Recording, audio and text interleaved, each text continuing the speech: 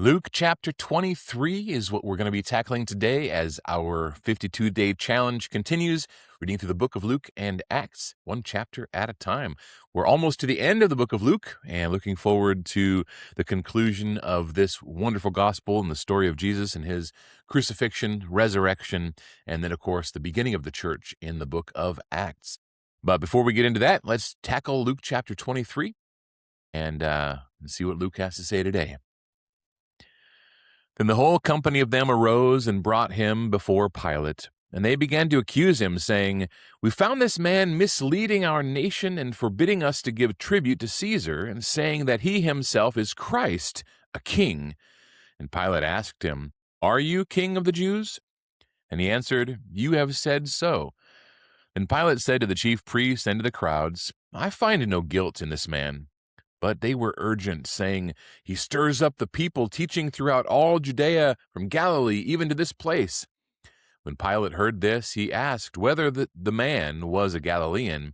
And when he learned that he belonged to Herod's jurisdiction, he sent him over to Herod, who was himself in Jerusalem at that time.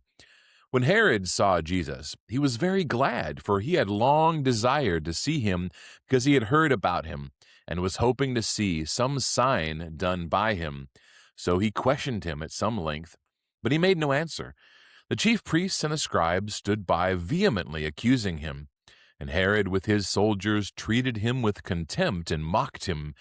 Then, arraying him in splendid clothing, he sent him back to Pilate. And Herod and Pilate became friends with each other that very day, for before this they had been at enmity with each other.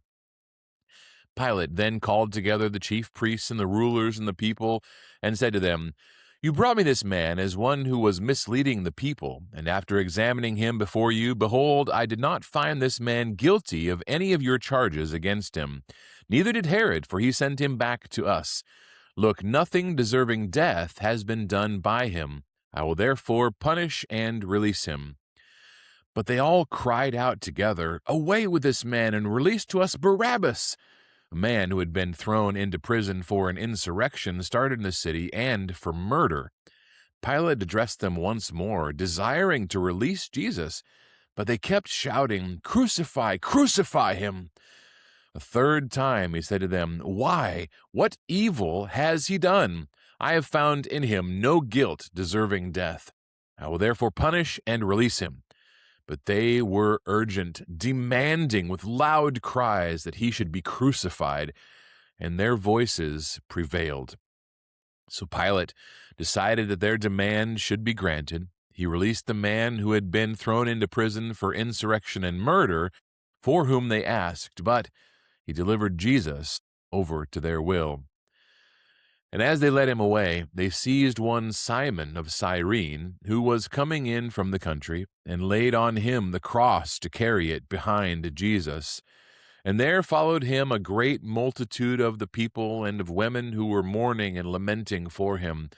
But turning to them, Jesus said, "Daughters of Jerusalem, do not weep for me, but weep for yourselves and for your children.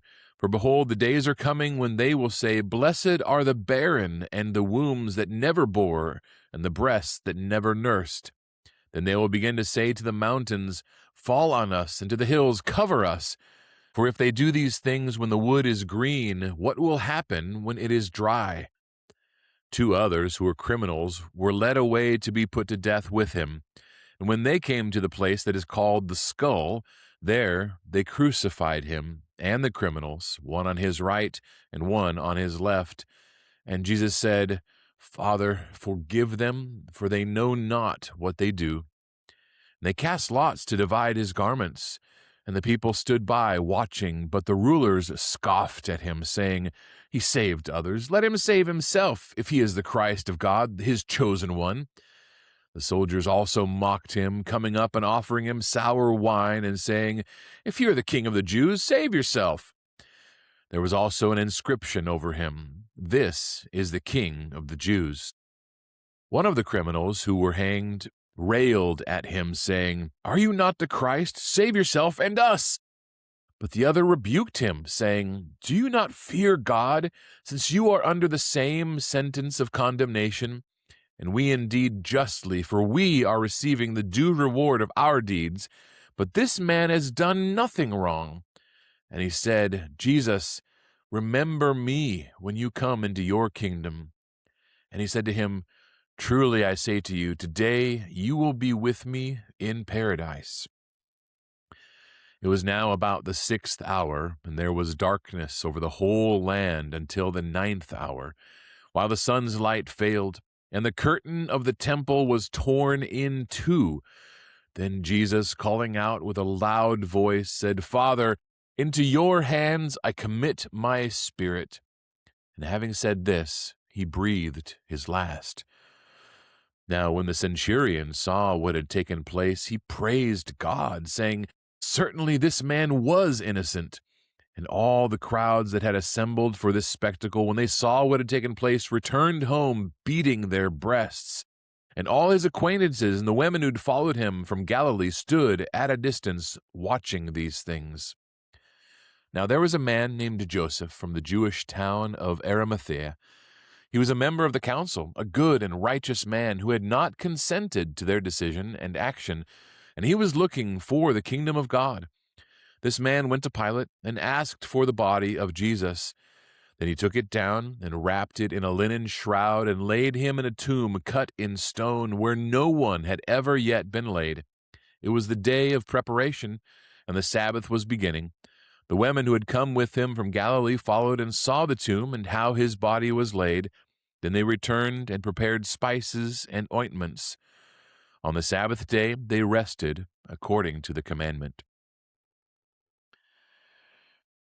Truly a tragic day, as no one deserves death who's innocent, especially a death like that. But Jesus went willingly, and his love for us is truly amazing, beyond comprehension. The evil that the leadership of the Jewish leadership did was truly, unfortunately, somewhat common. When political uprisings begin and people in power feel threatened, they'll do just about anything to keep their power and their status. But Jesus, he went willingly to that cross, and he bared all those things for us. And even at the end, he had nothing but love and grace and peace and kindness to give. "Father, forgive them, for they don't know what they're doing." And then the thief on the cross, even he saw Jesus as an innocent man and begged for mercy, and Jesus granted it. Truly an amazing story, and I hope we can contemplate these things as we go throughout the rest of our day. God bless you all, and we will see you tomorrow for the conclusion of the book of Luke, sorry, and then the beginning of the Acts the following day. God bless. We'll see you then.